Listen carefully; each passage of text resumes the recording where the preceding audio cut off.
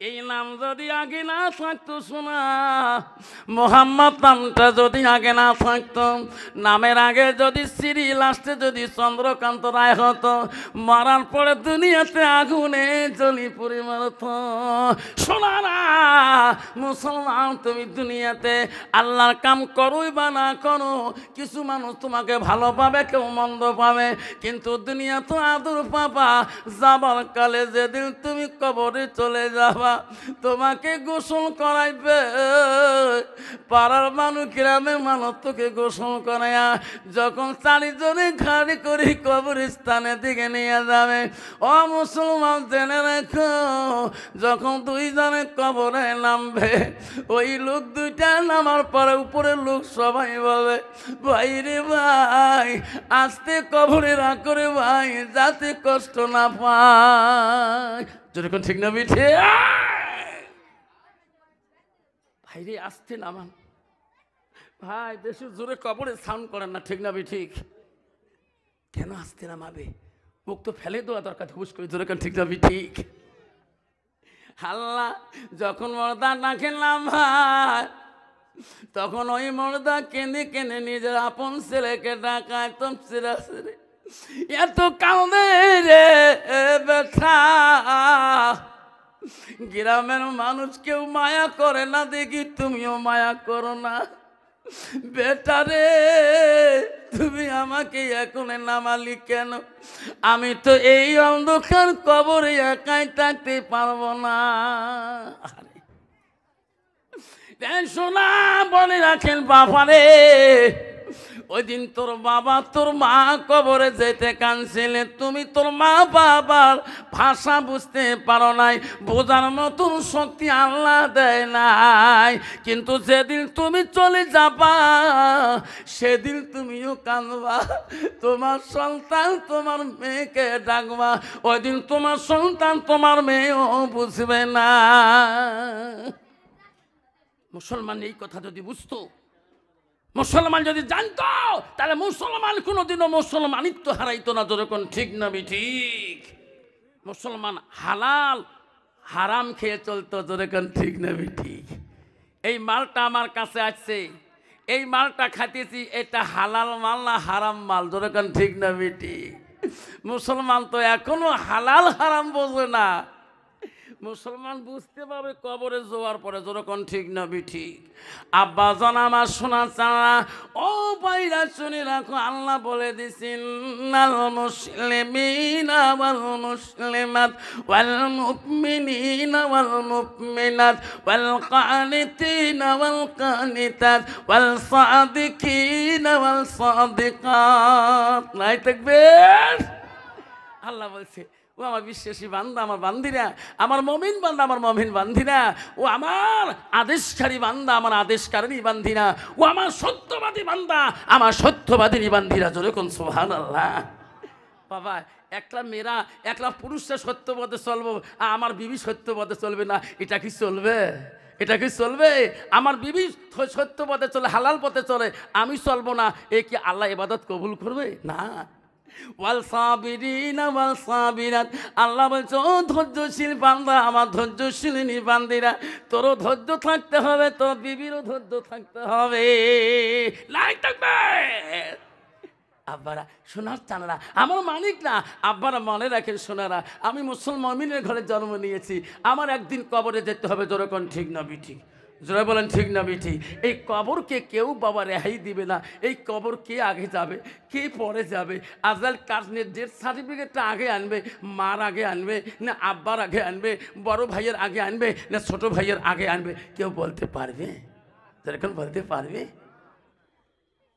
ওই তো খোদার খেলা, ওই তো খোদার নীলা, সকালবেলার ধনী রে ভাই তুই, গরিব সন্ধ্যাবেলা বাঁশ কাটিবে, খাট বানাইবে, সেই খাততে তুলিবে সারি জলা থুয়া আসিবে তোমার প্রাণ আর তো চাইবে না।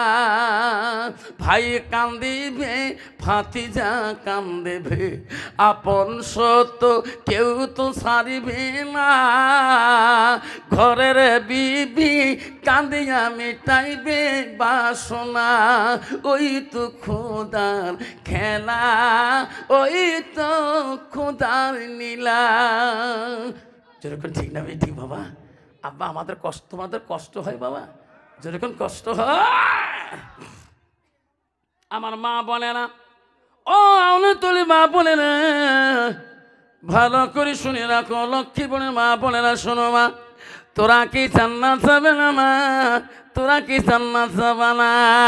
আল্লাহ নবী কি বলল মা শুনে রাখো মা, আলমারআতু ইযা সাল্লাত খামসাহা, আমার নবী বললেন কোন একটা মেয়ে যদি 5 ওয়াক্ত নামাজ পড়ে ওয়াসামা শাহরুহা, ওই মেয়েটা যদি রমজান মাসে রোজা করে আল্লাহ রাসূল ওয়াসানাত ফারাজাহা, ওই মেয়েটা যদি পর্দায় পুশিদায় থাকে নিজের চরিত্রটাকে পবিত্রতা রাখে, আমার রাসূল বল ওয়াতাত বালাহা, ওই মেয়েটা যদি নিজের স্বামীর মনকে জয় করতে পারে, স্বামীর মনে মুখে হাসি আনতে পারে, আমার রাসূল বলো ফাকাদা কুলমানায় আবু আবিল জান্নাতির সাথ, রাসূল বলো ওই নারীদের জন্য আল্লাহ 8টা জান্নাতের দরজা খোলা রাখবে।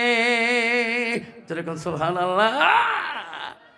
কিন্তু বাবা শোনার চানরা বাড়ি গেছিলাম ওয়াজ করি না, বাড়িতে যে খালি গাড়ি থুয়ে ঘর ঢুকবো তার আগ্নেতে সালাম দিলাম, তাতে আমার বাড়িয়ালি বুঝুন তো হোম মিনিস্টার, যাই বাড়ির থেকে তাই হলো হোম মিনিস্টার।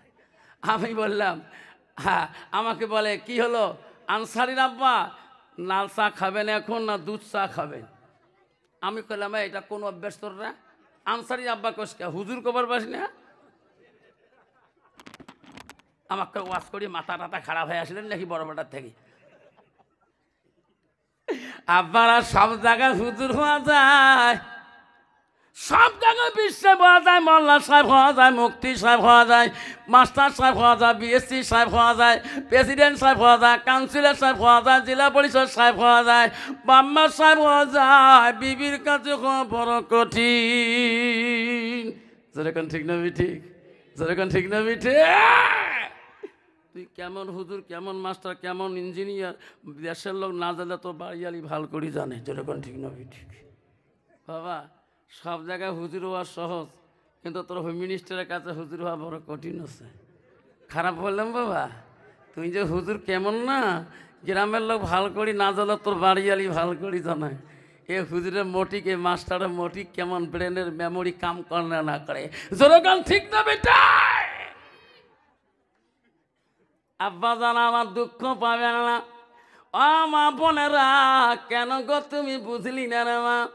আমার রাসূল বলো যখন কোন স্বামী তোর বাড়ি থেকে চলে যাবে, নবী বলো ওয়াতাত বালাহা, স্বামীর দিকে তাকিয়ে একবার মুস্কি হাসি দিবা। স্বামী যদি খুশি হয়ে যায়, রাসূল বলল তুমি স্বামীর আগে যদি ইন্তেকাল হয়ে যাও, তোমার স্বামী যদি তোমার উপরে ওয়াজাও জুহান হারা দিন, তোমার স্বামী যদি তোমার উপরে রাজি খুশি হয়ে যায়, আমার রাসূল বলল দাখিলাতিল জান্নাত, সেই মেয়েটা হবে জান্নাতি। যেরকম সুবহানাল্লাহ। বাবা শোনাস চানারা বলছে না, আল্লাহ বলছে না সবুরগিরি সবারই করতে হবে। তুমি ভাত কম হবে, তুমি বউকে পিঠাই করবা, আর তোমার বউ ভাত না খায় তোকে আদর করবে, এটা কি চলবে? না, চলবে না।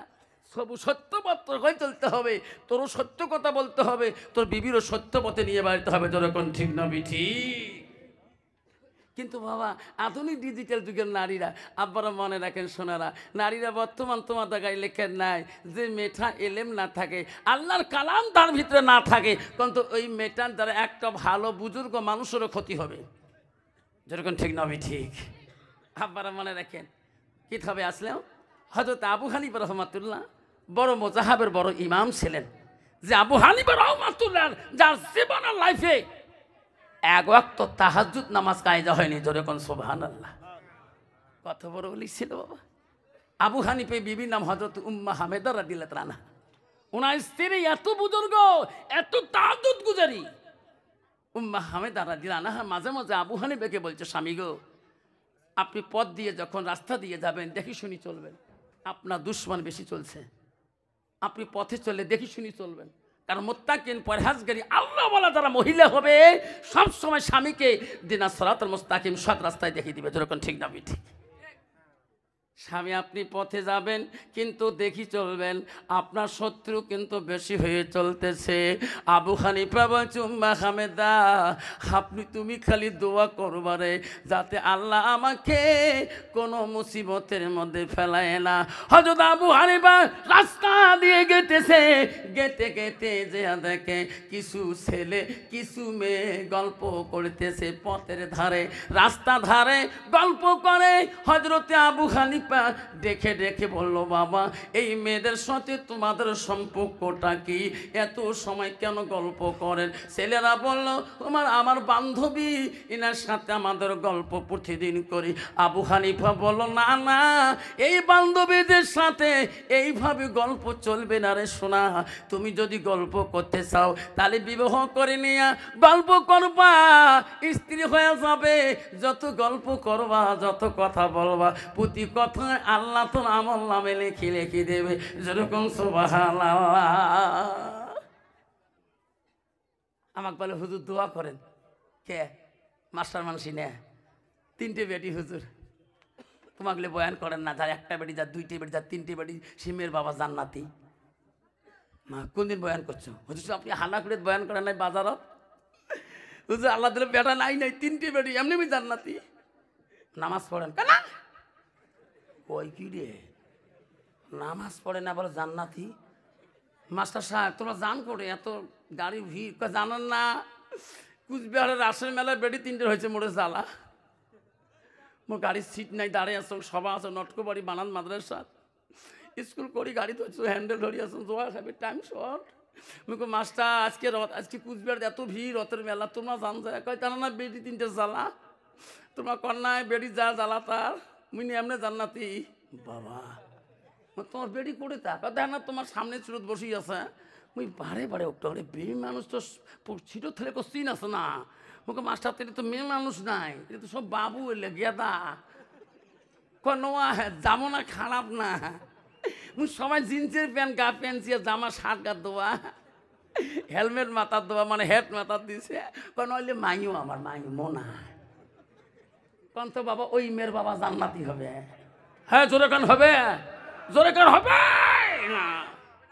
হাদিস না বুঝিয়ে বলছি জান্নাতি, জান্নাত মামার বাড়ির।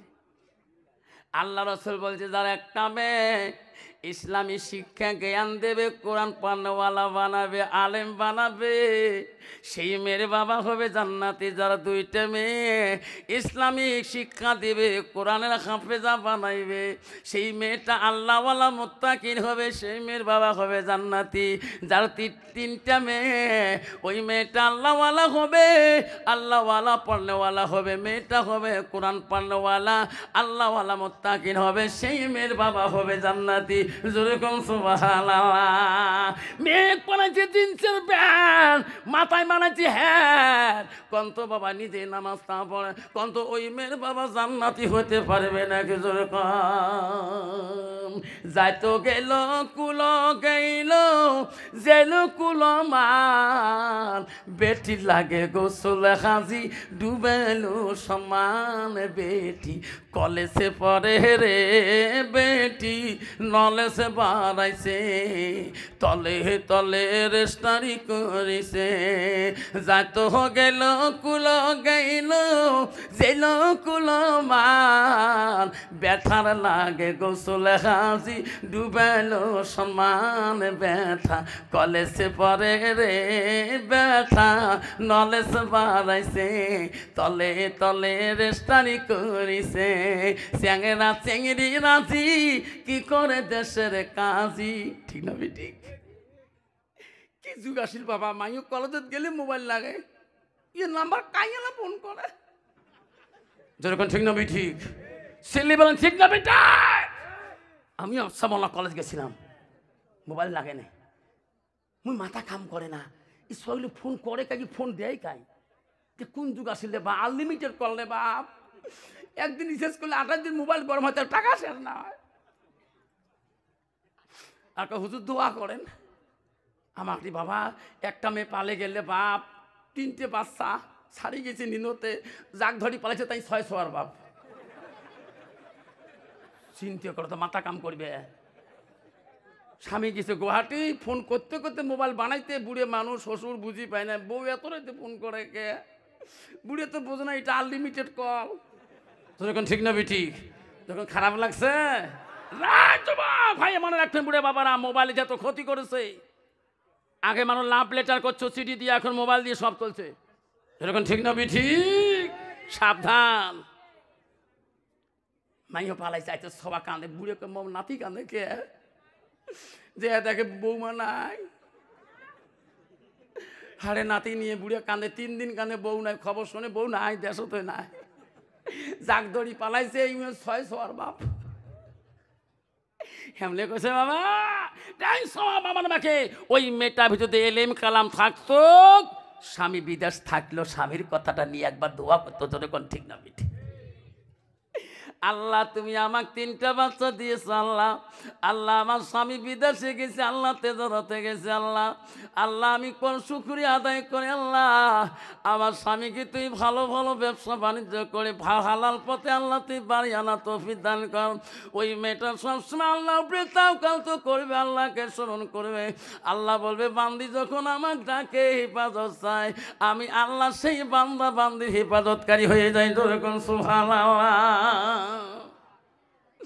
হযরত আবু হানিফা কথাটা বলার জন্য যুবক ভাইয়েরা ওই যুবকরা বুদ্ধি করলো রে কিতাবে আছে রে বাবা ভালো করে কিতাব পড়ে দেখবেন ওই যেগুলা যুবককে বললো বাবার এইভাবে গল্প করা যাবে না এটা অবিবাহিত মেয়ে বাবার সময় নষ্ট করবে না সমস্ত গ্রামবাসীর যুবক দুশ্মন হয়ে গেল সব যুবকরা বৈঠক দিয়ে বলল ভাই রে আবু হানিফা যদি আমার অঞ্চলে গ্রামে ঢোকে আমরা কোনো মেয়েদের সাথে গল্প করতে পারবো না ভাই আমরা একটা বুদ্ধি করি নেই কি আবু হানিফা রহমাতুল্লাহ এই আবু হানিফার হুজুরের একটা আমরা ক্যারেক্টার তুলে দেবো ব্যাট ক্যারেক্টার তুলে দেবো যাতে আবু হানিফা আমাদের যুবকরাকে কোনোদিন বাধা দিতে পারবে না জোরে কোন নাউজুবিল্লাহ। দেখছেন কত রাজনীতিক সমস্ত যুবকগুলো দলবন্ধ হয়ে একটা মহিলার কাছে গেলেন সে মহিলাটা হলো বিধবা এমনি বিধবা মানুষের পাওয়ার বেশি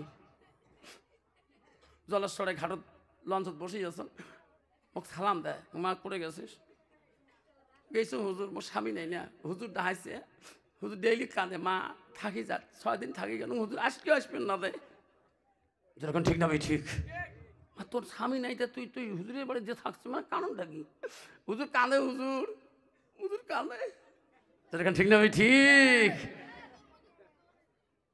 আবারে এই মা বলে না আল্লাহ রসুল বলছে তোর স্বামী থাকলেও তোর কাছে পর্দা করা ফরজ তোর স্বামী না থাকলেও তোর কাছে পর্দা করা ও হাসানা ফারজাহা তোমার পর্দা করা তোর স্বামী থাকলেও ফরজ না থাকলেও তোর ফরজ বর্তমান বিধবা মেয়ে তোর স্বামী নেই অলির অল পাওয়ার আবু হানিফার ওই যুবক দুশ্মন যুবকগুলো যে একটা বিধবা নারীর কাছে যে পরামর্শ নিলেন মেয়েটার নাম কেতাবে দিয়েছে খাবিবা যে কইছে বোন আমরা যুবক বন্ধু তোর কাছে কোনোদিন আসি নাই আজকে আমাদের কথাটা মানতে হবে সবাই বলছে কি মেয়েটা বলছে ভাই রে কোনোদিন আমার কাছে আজকে কোনো প্রশ্ন করেন নাই কি জন্য আসিলেন বলেন কইছে বোন রে যত টাকা লাগবে যত দিরহাম লাগবে যত পয়সা লাগবে রে বোন তোকে দিয়ে আমরা মনের আশা পূরণ করব কিন্তু আমার একটা পরামর্শ শুনতে হবে রে বোন কি ভাই তোমার পরামর্শ আবু হানিফা নামে একজন হুজুর আছে কলে হ্যাঁ এই আবু হানিফার সাথে তোর এমন একটা ক্যারেক্টার তুলতে হবে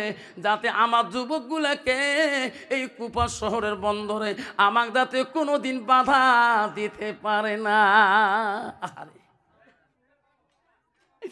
টাকার আলে পরে মেয়েটা বলল ভাই ওই আবু হানিফা হুজুর আমার বাড়ির সামন দিয়ে প্রতিদিন নামাজ পড়তে যায়, তাহাজ্জুদ নামাজ পড়তে যায়।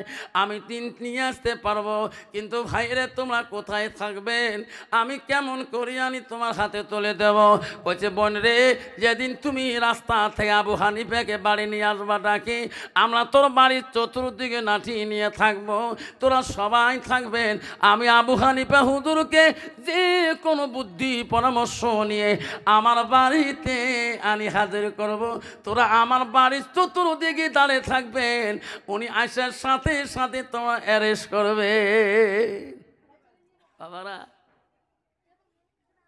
আবু হানিফা মসজিদে তাহাজ্জুদ নামাজ পড়ি, ফজরের নামাজ পড়ি, বাড়ি দিকে আসে। বিবি প্রতিদিন বলে স্বামী গো, পথ রাস্তা দেখি চলবেন। আবু হানিফা জানে না আজকে এই কেজ আমার হয়ে যাবে। আবু হানিফা রাস্তা দিয়ে গেতেছে মসজিদের দিকে, গেতে গেতে পথের দিকে একটা মহিলা মানুষের কান্দন, করুণ সুরে কান্দন শোনা যায়।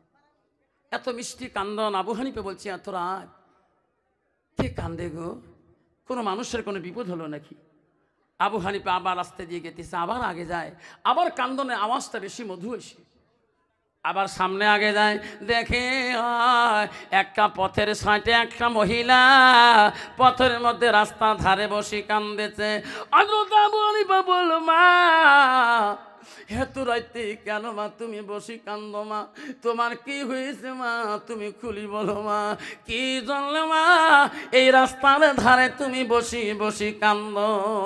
মেয়েটা বলে হুজুর আমি কান্দি আপনার জন্য। কে? আমার স্বামী জীবনে নামাজ পড়ে নাই, রোজা করে নাই, জীবনে তওবা করে নাই। ও গো হুজুর, আমার স্বামী মরণের জন্য ছটফট করিতেছে, হুজুর গো দয়া করি আমার স্বামীটাকে একবার খাস দিলে তওবা করে দিয়ে কলেমাটা পড়ে দিবে। আরে একটা মেয়ে মানুষের কত চক্রান্ত বাবা। একটা মেয়ে মানুষ যদি তার ভিতরে এলেম কালাম না থাকে, এটা আল্লাহর কোরআন না থাকে, ওই মেয়েটা একটা আল্লাহওয়ালার মুখে লাথি মারি জঙ্গলে ফেলে দিতে পারবে। তোর কোন ঠিক না ঠিক? বেশি সময় লাগবে না। আবু হানিফা রহমাতুল্লাহ বলছে, মা তোমার স্বামী মৃত্যুর সন্ধ্যা মৃত্যুর পাঞ্জা নড়তেছে। কলে হ্যাঁ হুজুর, আমার স্বামী মৃত্যুর পাঞ্জায় নড়তেছে, জীবনে কলেমা পড়ে নাই, তওবা পড়ে নাই। আল্লাহর ওলি মানুষ কি করে বাবা? একটা মানুষ যদি মৃত্যুর সময় একবার কলেমা পড়ি মৃত্যু হয়, আল্লাহ তো বলছে আমি আল্লাহ রাব্বিল আলামিন, আমি আল্লাহ আমার বান্দা তওবাকারীকে বেশি পছন্দ করি। তোরকম সুবহানাল্লাহ। আবু হানিফা বলল, মা গো তুমি কান্দো না মা, আমি মা তোর স্বামীর কাছে যে তওবা পড়ে দেব।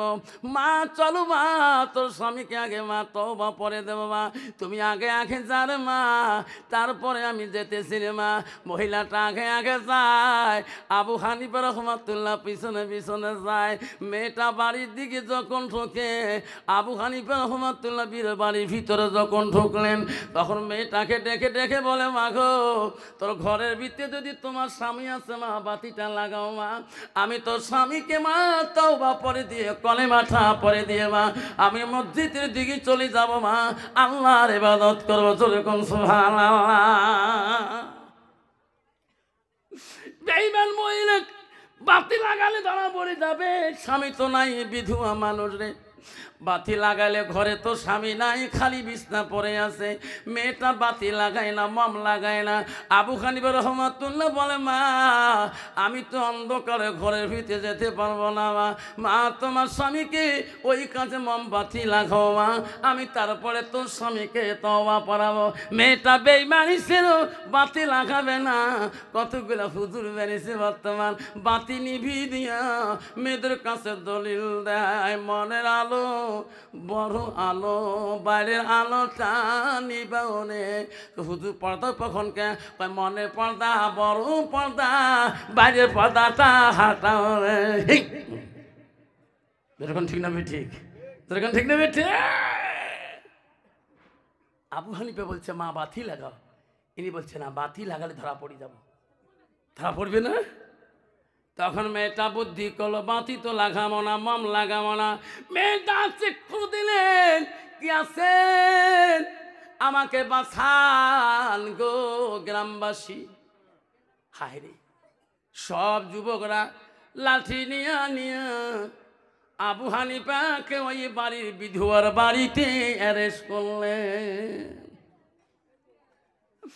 আবু হানিফাকে ধরি ফেলাইলেন। সব যুবকরা বলেন, হুজুর আপনি আমাকে দলিল দিয়েছেন মেয়েদের সাথে কথা বলা যায় না, পাপ হয়ে যায়, গুনাহ হয়ে যায়। হুজুর আপনি এত রাইতে একাই কেন বিধবার বাড়িতে, আপনার কি পাপ হয় না? বাবা ওই দলিল খাটবে, যখন খাটবে সব যুবকরা ধরে এলো। সবাই বলছে, রে হুজুরকে কেউ গায়ে হাত দিবেন, অন্যায় করবেন না। কেন? আমার দেশের বাদশা আছে রে। ওরে ভাই, বাদশার কাছে দিয়ে যদি আমরা এই হুজুরকে আমার আদালতে তুলে দেই, আমার বাদশা হলো না প্রাণ বাদশা, আমার বাদশা মনসুর বড় করা বাদশা, আল্লাহওয়ালা বাদশা। মনসুরের হাতে যদি তুলিয়ে দেই, আমরা যদি সাক্ষী হয়ে যাই, আবু হানিফার তো কোনো সাক্ষী নাই, মনসুর বাদশা শাস্তি দিবে রে, আমরা নিজে চোখে দেখতে পারবো, আমার কোনো অন্যায় করা হবে না। বাদশা মনসুর হলো না প্রাণ বাদশা। যেরকম সুবহানাল্লাহ। আল্লাহ নবী বলছে হাদিস শরীফে, কাল কিয়ামতের ময়দানে 7 শ্রেণীর মানুষ আল্লাহর আরশের ছায়ার তলে থাকবে। তাতে 1 নম্বর বলছে নেই প্রাণ বাদশা। গভীর রাতে আবু হানিফাকে সমস্ত যুবক টেনে টেনে বাদশাহ মনসুরের বাড়িতে পৌঁছে দিলেন।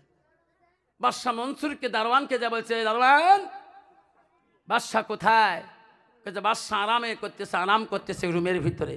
যা বাদশাকে বলো আমরা এমন একটা আসামি নিয়ে যাচ্ছি, আমার সামনে এখনই বিচার করতে হবে।